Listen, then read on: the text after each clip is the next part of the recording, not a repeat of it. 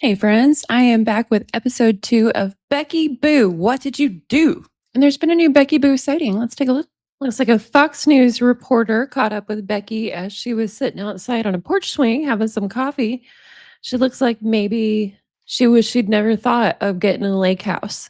Because during the trial, when she was planning her book, she told someone that she hoped that the book would pay for her to get a lake house. And apparently, that's what motivated her to throw this jury to the point where the state of South Carolina has to do this all over again. Okay, so let's read chapters 2 and 3 and snark on what Miss Becky has to say.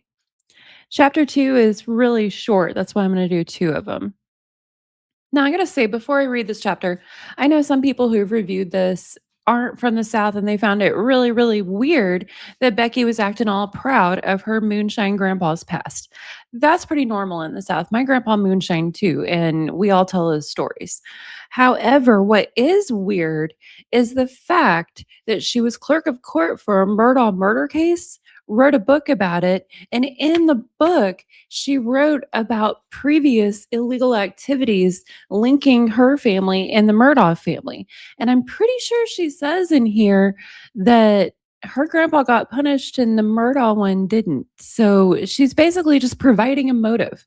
This woman is not smart, friends, in my opinion. Okay, chapter 2. I'm putting on my Miss Becky voice. Meet the Murdaughs. The name Murdaugh, it is what it is. Just like Ryan Anderson there. If you know, you know, because it is what it is. When I think of the Murdaugh name, the word character comes to mind. Many have had questions about the Murdaughs and their character and integrity. I have questioned these traits regarding one Murdaugh in particular, old solicitor Buster Murdaugh, ever since I was old enough to hear the stories running through my family of the involvement of my granddaddy Ayers and Buster. It began in the 1950s with the moonshine conspiracy in Colleton County. From what I have heard, my granddaddy, Felder Ayers, was making and running moonshine with the local bootleggers, with whom Buster Murdaugh was involved, along with Sheriff Thompson, Sheriff Ackerman, and several others. She likes to drop names, huh, friends? Especially when talking about illegal stuff and doing illegal activities. It's a theme. Becky gets a theme. Anyway.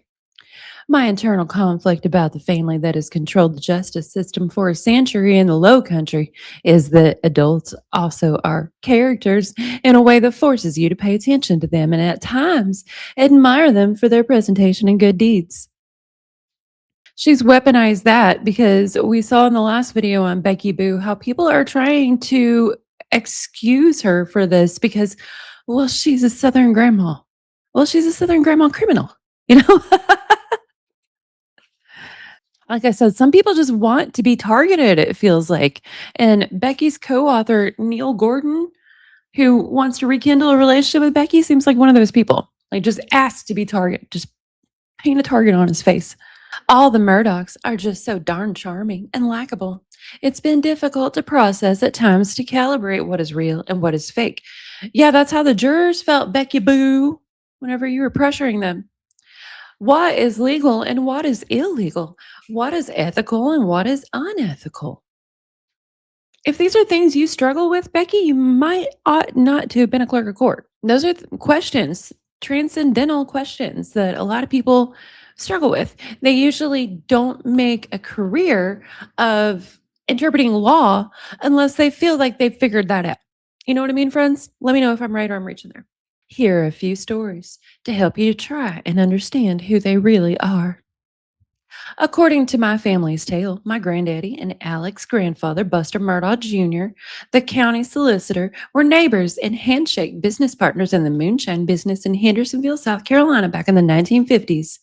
That's the same Randolph Buster Murdaugh Jr. who was solicitor for the Low Country's 14th Circuit from 1940 to 1986. Our families were the unlikeliest of entrepreneurs. My grandmama, Virginia Simmons Ayers, was a hardworking factory worker at J.P. Stevens with a side hustle selling Avon in Hendersonville and Walterboro communities. My granddaddy Felder was a mechanic by trade, but work was hard to find at times. He spent most of his time making moonshine and drinking it. While What my heirs family had was a 107-acre stretch of farmland right on Highway 17, about 10 minutes from the Colleton County Courthouse in town. The same courthouse where 67 years later, Buster's grandson Alec would be convicted of double murder and weapons charges. My grandparents always had cows, pigs, chickens, and horses. As I got older, I always wondered how my family financially took care of themselves, the animals, and the massive farm. As legend goes, they were helped by Buster Murdaugh. My father and his twin brother told me stories of how law enforcement was closing in on the moonshiners and busted many illegal steals. So Buster had to move one of his illegal liquor steals across the Hampton County property line to my granddaddy's farm in Colleton County. Granddaddy's farm had an active water source, which is still active to this day. It was perfect for producing moonshine. It was well hidden, too, I might add. I believe some money may have passed through hands to compensate for the well protected water source. For about 2 to 3 years, the moonshine business thrived. Then in 1956, a local, state, and federal sting busted the still along with Buster, my granddaddy, and my grandmama and my uncle. Several others who were involved were also arrested. My granddaddy, my grandmama, and my uncle, who was 17 years old, were indicted and did not do any jail time. However, Buster Murdaugh, Sheriff Thompson, and others were indicted. Later, Buster was acquitted and went on to run for re-election as solicitor for the 14th Circuit and kept that office until 1986. Buster was the longest serving solicitor in the United States. Okay, so she says her family, her granddaddy, grandmama, and uncle were indicted and did not do any jail time. She doesn't say they were acquitted. So I assume something happened, some sort of punishment, even though it did include jail time, because she then says Buster was acquitted. She didn't specify that with her family, and that feels significant to me. What do y'all think, friends? Like I said, let me know if you think I'm right or I'm reaching. Okay, back to Miss Becky Boo. The Hampton County Courthouse has been home to all the Murdaughs, the solicitors, and lawyers who practice there. I've been told the Murdaugh firm was sponsored a brand new state-of-the-art audio system in the 2000s to help the judges, lawyers, witnesses, and gallery hear better and have a modern, up-to-date courtroom here in the Low Country. It was a chunky check with a lot of zeros in it, like the ones you made out to yourself in the form of bonuses out of the Child Support Enforcement Fund, Becky Boo. Many docuseries have shown the boat and hospital footage from the night when Mallory Beach was killed and 5 other young people were transported to the Beaufort Memorial Hospital with very serious injuries. On the hospital closed-circuit TV video, it was maddening to see Randolph and Alec Murdaugh circling the kids' hospital rooms like sharks, going from room to room, speaking to them. Later, we learned that they were both trying to convince the kids that Connor Cook had been driving the boat and not Paul. They wanted the kids to believe that this whole situation was Connor's fault and not Paul's. She's acting like she knows for sure. I've listened to the Mallory Beach family attorney speak on this, and he sounded like he wasn't totally sure if it was Paul driving the whole time or not. Maybe I didn't hear the most up to date thing he said, but it just strikes me as weird that Becky Boo tries to act like her opinion on every case is the facts, and she's going to make sure everybody knows it. Now she's costing South Carolina millions of dollars. And if there was, I don't believe there is myself, but if there was someone else who was responsible for these murders, then Becky has probably caused their trail to go cold with her jury tampering influence. Back to Becky. Lost in all of this is that these kids were all physically hurting and they had been drinking and were trying to sober up. They had been forced into the freezing cold water when the boat crashed. Now they were sobering up to the realization that a close, beautiful friend of theirs was missing. All of the fears of her drowning were becoming clearer and clearer. As they were trying to process all of this, the Murdaughs were trying to convince them that Paul had not been the one driving the boat.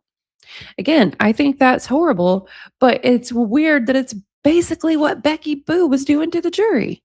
The things that she's complaining about the Murdaughs doing is what she did to them. 2 wrongs just don't make a right. It just makes more wrong, more wrong for actual good people to have to correct. On the video, Alec can be seen running from room to room with the 14th Circuit Solicitor's badge hanging out of his pocket, clearly in sight of everyone in the hospital, shining like a badge of authority. Meanwhile, Randolph was trying with all his might to keep the Murdaugh family name from being involved in any deadly boat wreck at the hands of a drunken Paul Murdaugh, who, when drunk, turned into another personality that was commonly known by his peers as Timmy. I've never heard of that. Have y'all? Something to look into. It was also commonly known that anytime Paul was in a situation, his first call was to his grandfather, Randolph Murdaugh. The family was well known for its family love and loyalty. No doubt their bond was like no other. It was no surprise when Paul came out of the cold water that night and knew he needed help that he called his granddaddy. The time was 2 a.m. when Randolph called Alec, and they immediately made their way to the scene of the accident. Okay, the next chapter is called The Legend.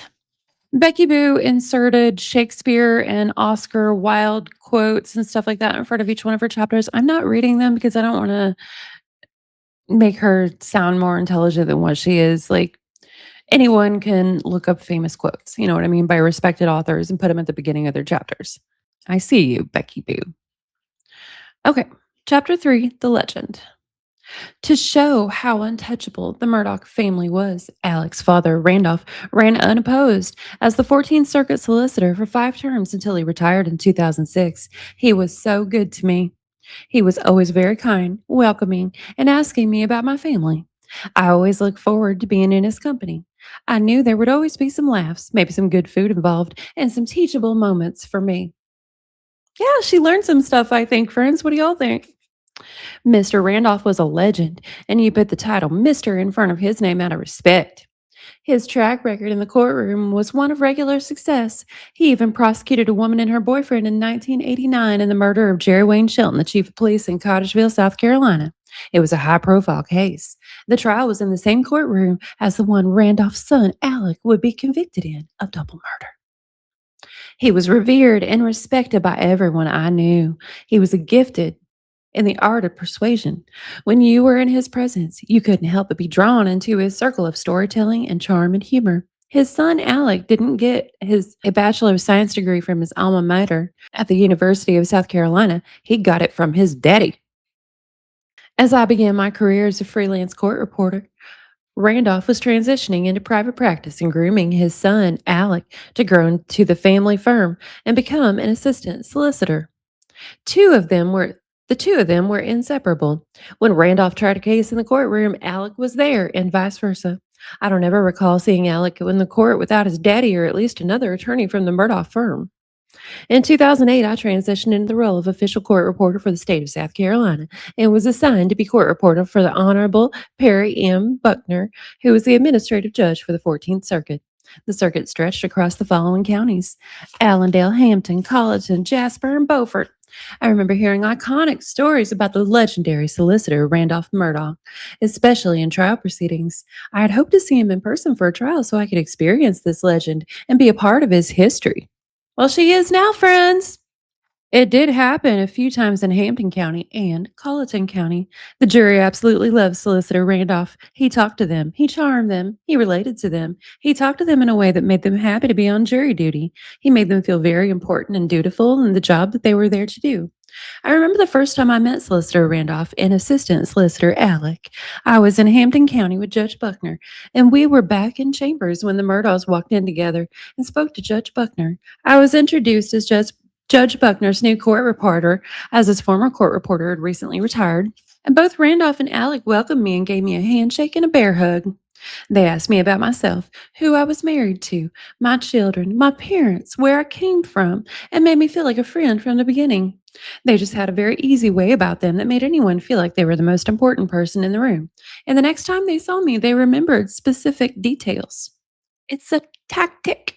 It's a tactic she learned from them. Anyway, those are things that genuinely good, friendly people do, but they're also a fucking tactic. Anyway.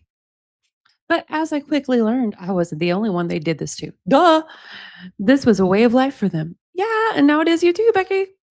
They had passed down this wonderful charm from generation to generation. It was the Southern way. She outlined what I said in the beginning about the lady who did her preface talking about, Becky's the perfect Southern lady. I'm like, that's a tactic. Becky is admitting she knows it's a tactic. Obviously, she uses it. Crazy, friends. This woman annoys me. It was the Southern way. It was the Murdaugh way. They all knew how to work a crowd and leverage relationships to develop influence. Their living was made representing people and earning people's trust. The Murdochs had amazing energy surrounding them. They knew how to talk to a crowd. They knew how to work it. They didn't mind being in the spotlight or the center of attention. In fact, they welcomed it. I watched them closely and I learned how to hold the attention of someone I was influencing. And that there is a time and a place to be engaging. For that, I am grateful. She admits again, she watched them and learned their tactics. This is the most self confessing book I've ever read. Wow. There were many times that my judge at the time and I were invited by the lawyers in the Murdaugh firm to go out to lunch and dinner, and I was always made to feel like a friend, a part of the work family. Tactic. The most memorable and cherished memory I have of Randolph is when he was prosecutor in a Hampton County murder case. It was magical. Randolph was asking questions of each witness on the stand, which is called direct examination. Thank you, Captain Obvious Becky. The pathologist from the Medical University of South Carolina, MUSC, was called and took the stand. Now, I had already been told the legendary way Randolph captures the jury and asks this question while holding everyone's attention, and it happened that day in the courtroom while I was working as a court reporter. Randolph asked the pathologist to describe the bullet pathways and the entrances and exits on the victim's body. As the pathologist began to respond using wordy medical details, Solicitor Randolph interrupted her. While taking off his suit jacket, he handed her a permanent marker and asked her to draw what she was saying on his clean white button down shirt. The jury stared in wonderment at what was about to happen. The pathologist amazingly asked, "Sir, are you sure?" At which point Randolph left and shared with the court how mad his wife, Miss Libby, would be, but she would get over it. He just wanted to make sure the jury got the visual and understood how badly the defendant shot up the victim. Well, believe me, it was certainly something no one will ever see again, and everyone who saw it in the courtroom will never forget. A legend. The apple didn't fall far from the tree with Alec Murdaugh. He was respected because of who his father was. Alec continued his warmth and gift of gab right through the double murder trial of his wife and son. Every day, Alec spoke to me and said, "Good morning, Miss Becky," like he had years ago, as if he were just here in the courtroom to try a case instead of being tried himself for double homicide. It felt odd to me. You know, it's a tactic, Becky. You just talked about that earlier. Anyway, normally, Alex would have been an attorney in the Colleton County Courthouse. I was used to that Alec and not this Alec. Throughout the trial, Alec never declared his innocence or his guilt to me. I must say it was quite unusual to hear anything from a defendant on trial in a courtroom, but not Alec. He spoke every day, smiled at times, and made eye contact. It was a little awkward for me, and I'm sure Alec knew that as well. However, I always spoke back and never said any more than that to him at the time. That's the end of chapter 2, and her specifying that, I always spoke back and never said any more than that to him at the time. I bet she said more than that to him because Miss Becky tells on herself. She tells on herself so much. I really think very likely we're gonna find out she was talking to Alec way more than she should have. So I'm gonna go ahead and cut off here, friends, and edit. Let me know what y'all think about Miss Becky Boo and the whole Alec Murdaugh saga. Do you think he's guilty? I do. But like I said, I could be wrong. And if I am, Becky's probably let that trail go cold with her interference. We'll go out with palate cleanser, friends. Let me know what y'all think in the comments. Hope everyone's having a good day.